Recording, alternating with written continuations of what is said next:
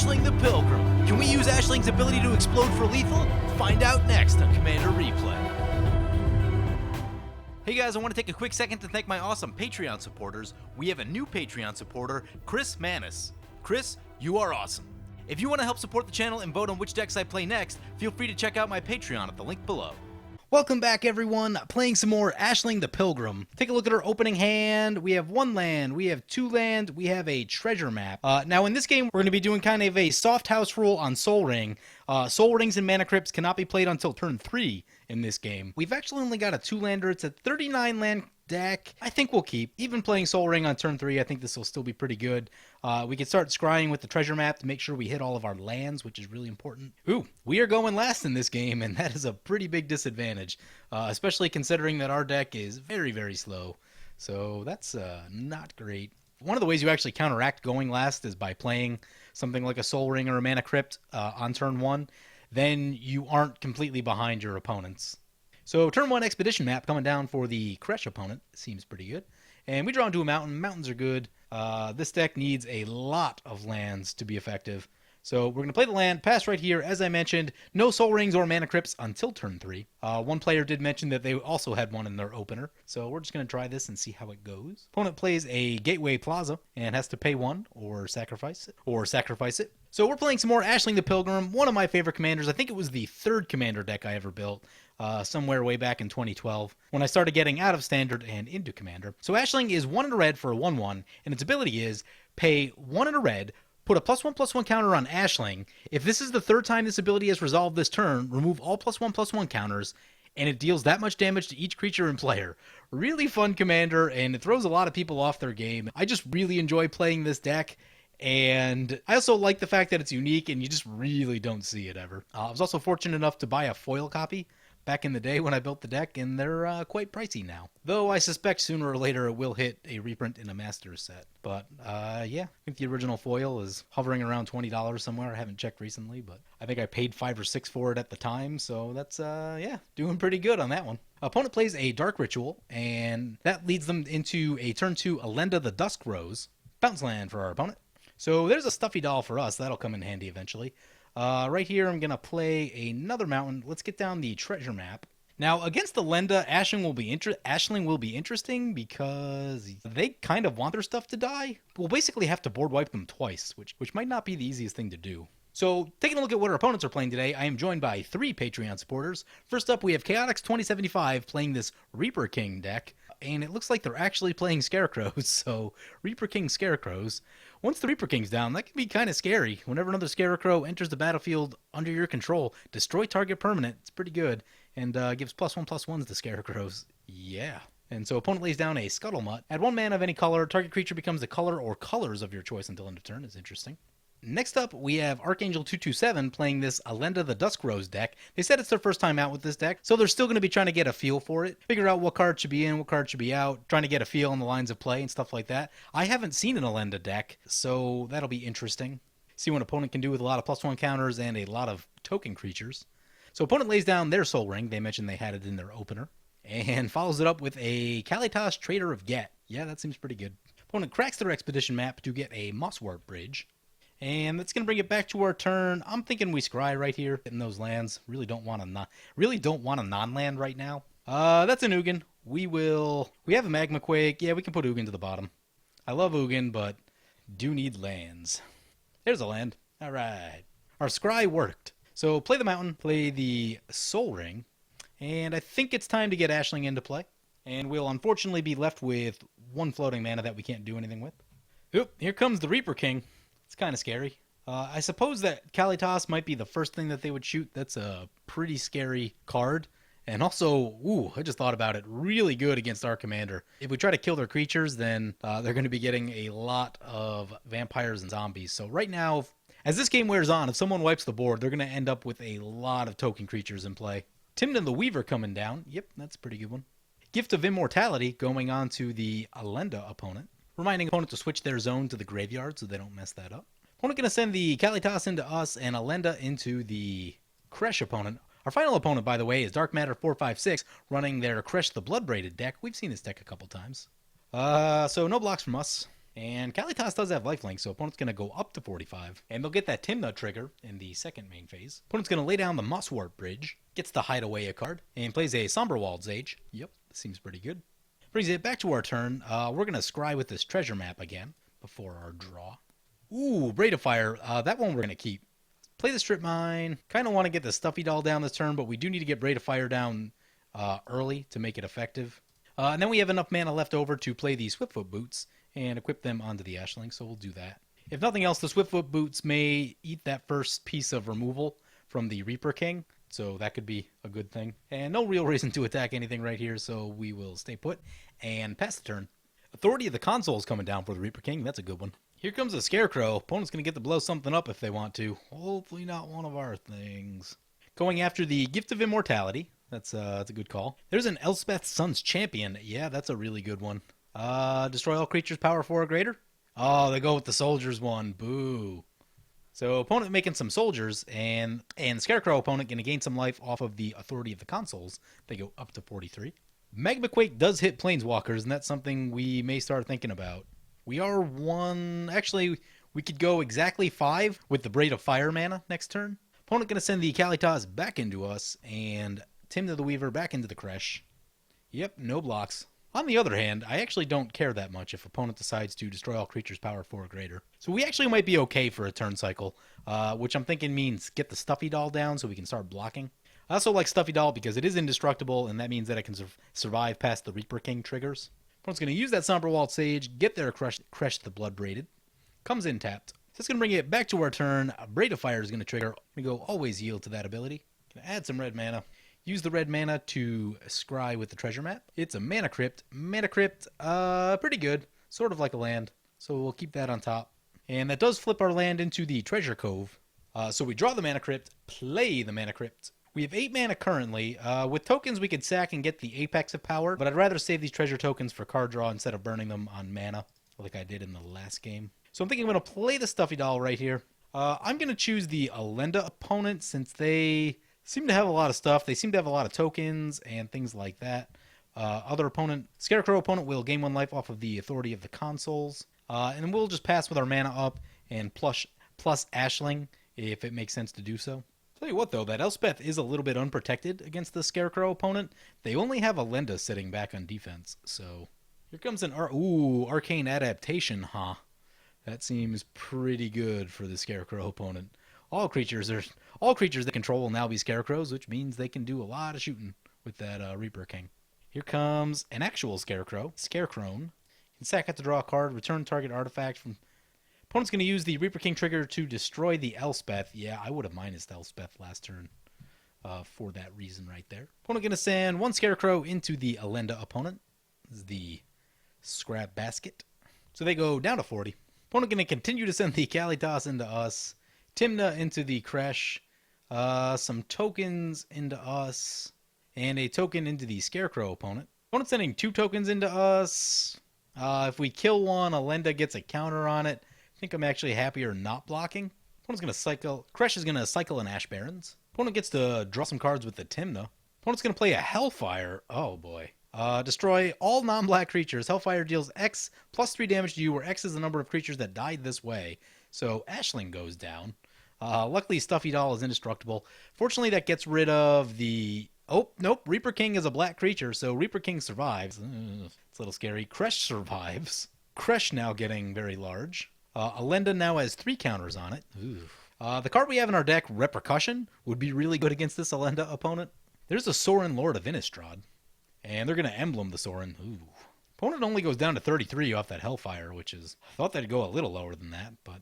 Oh no! Flowstone Slide. All creatures get plus X minus X until end of turn. That's going to get rid of our Stuffy Doll. That is not ideal.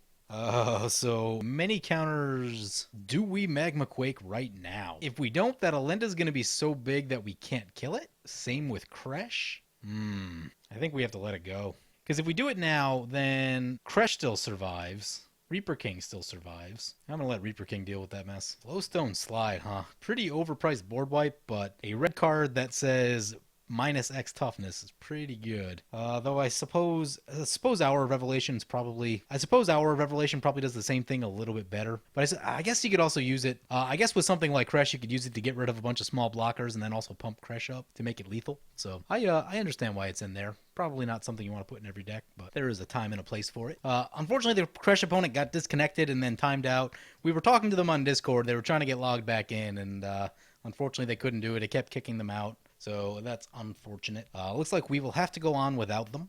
Changes the complexion of the game a little bit.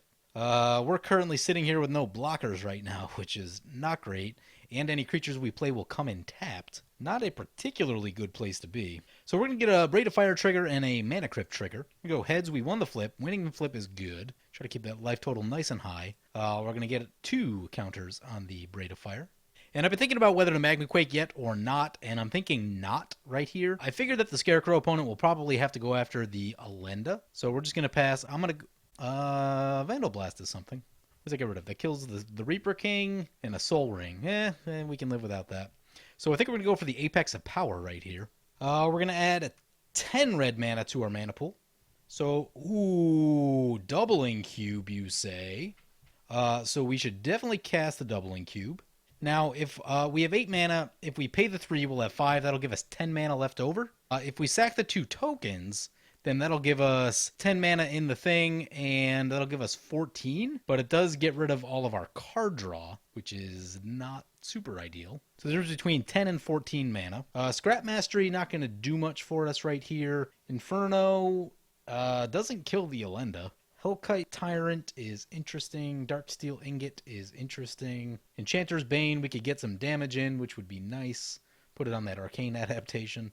We can't win with the cards that we're looking at right here. So I think that means that we don't want to burn these treasure tokens. Actually, I don't really want to play the Inferno because I think the Reaper King is going to go after the Elenda opponent. So yeah, I'm thinking that's the plan. So double up our mana.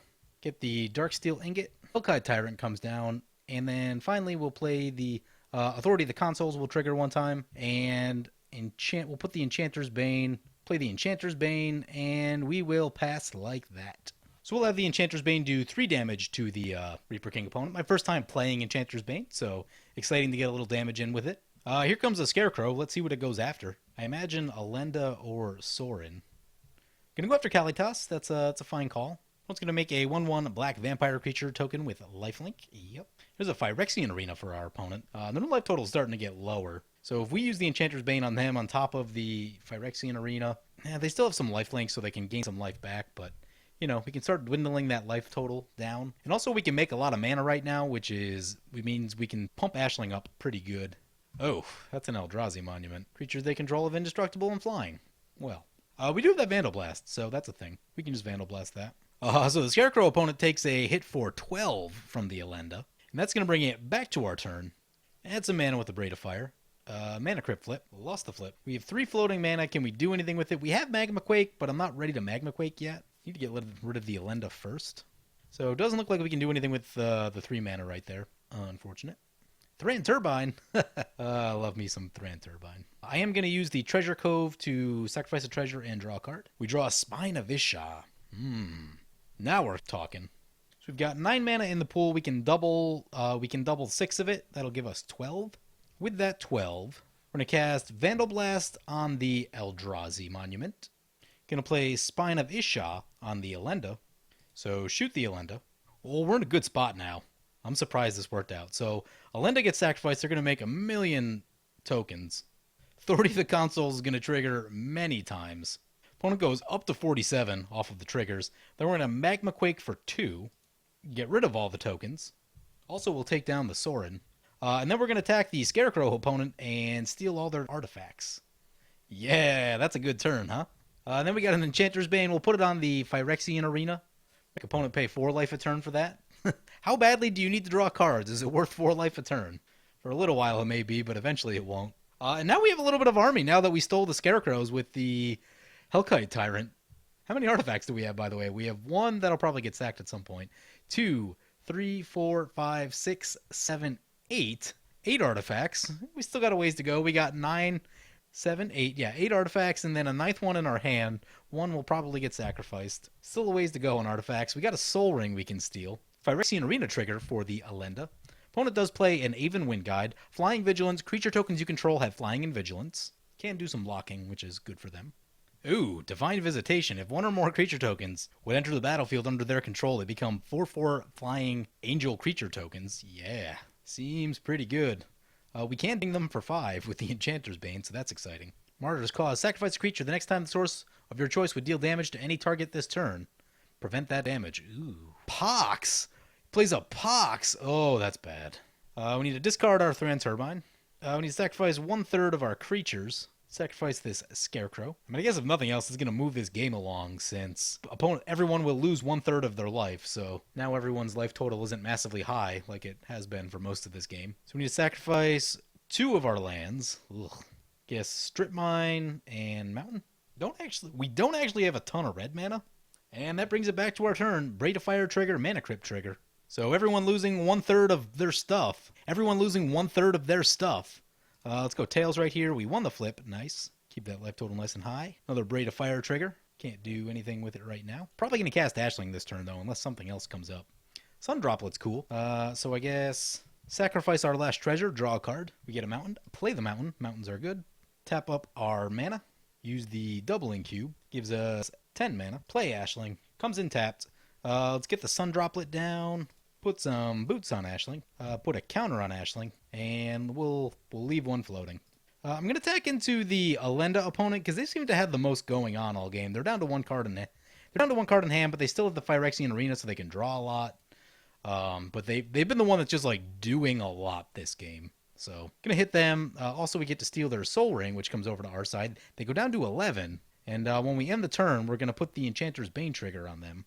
So target the Divine Visitation. Let's see if they want to give up about half their life for that Divine Visitation. Yep, they give it up. They go down to 6.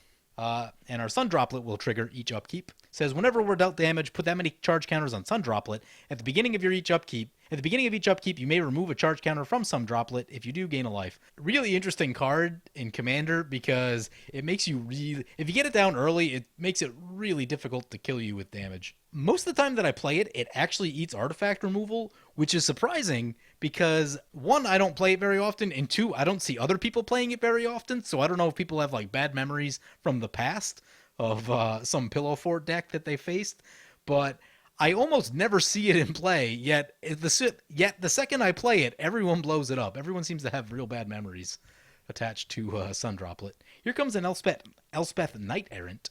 Opponent's going to create a 1/1 soldier token, so they can do some damage prevention with the Martyr's Cause. But I think we're in pretty good shape with the Enchanter's Bane and multiple sources of damage that we have going on currently. So we're going to add some mana to our mana pool with the Braid of Fire. Gives us 5 mana. We're going to use that on Ashling. Mana Crypt flip. Go heads. Lost the flip. Take some damage. That does put counters on Sun Droplet, so we can gain that life back. And that's actually a cool little thing right there. And we'll remove a counter from Sun Droplet. And how about that? I stacked it the right way so that we gain the life back and do the damage thing. Yeah. Ooh, Endless Atlas is a huge pickup right here. So play Endless Atlas. And we do just barely have the 3 mountains we need to use Endless Atlas. We'll draw a card. It's a Burnished Heart.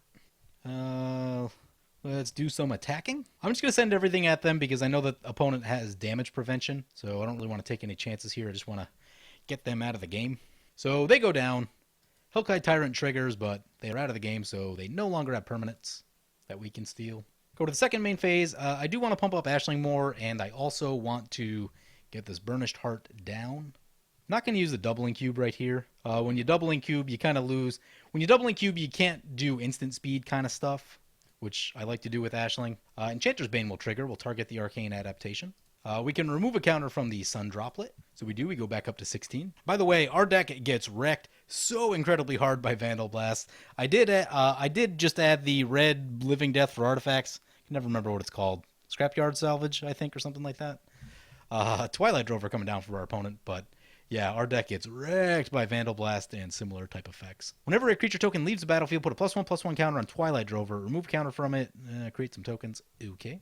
All right, so we're going to do a few things right here. I want to sack the Burnished Heart, get 2 mountains, bring it back to our turn, untap all of our artifacts and shenanigans, get a Braid of Fire, put the Sun Droplet beneath the Mana Crypt. So I don't play a lot of Dirtle decks. Ashling is definitely my Dirtle deck. I think everyone should have one. So we're going to choose Heads right here. Lost the flip. More counters on the thing. Remove a counter, gain some life back. Braid of Fire triggers. Add 6 red mana. We're going to use that to pump Ashling twice. Note that we do not want to pump it 3 times because that will blow up everything, and we are not wanting to do that.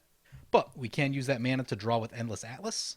So we will do, and we draw into a mountain, and then we draw into another mountain, play a mountain, and go to combat. Opponent's going to block 1. Enchanter's Bane targeted on the authority of the consoles. Interesting, so we get to remove a counter from the Sun Droplet, sure. Interesting in that if there are no other enchantments in play, Enchanter's Bane has to target itself, and you'll either have to sacrifice it or lose the life, which is interesting. So you just want to be a little bit careful when you play it. Usually there's enchantments in a game of Commander, but just in case something happens. Opponent going to tap out and pass. Okay, so that being the case, we're going to put 2 counters on Ashling, try to get the lethal damage. Opponent says he has 12 board wipes and did not draw any of them. That's rough. I know that feeling. I mean, there's decks where I play a ton of removal, and somehow I just don't draw a board wipe at all through a game, and then the game ends in like 7 turns because whenever no one plays a board wipe, the most aggressive deck usually wins, which is super frustrating. That brings it back to our turn. Lots of triggers for us. Sun Droplet, Mana Crypt. We draw a Voltaic Key and go to combat. Swing in for lethal. So Ashling getting there again. Oh man, I thought we were in bad shape this game. We went last. The Elenda opponent really had a lot going on. At one point we had no blockers and there were a ton of creatures on board. Somehow we survived through all of that. We got really lucky. Hit some good stuff with the Apex of Power. That Spine of Ishak came at just the right time. So a lot of things coming together for us right there that I didn't think were going to materialize midway through this game. So anyway, this has been Ashling the Pilgrim. I hope you guys enjoyed this video. As always, feel free to comment, like, or subscribe.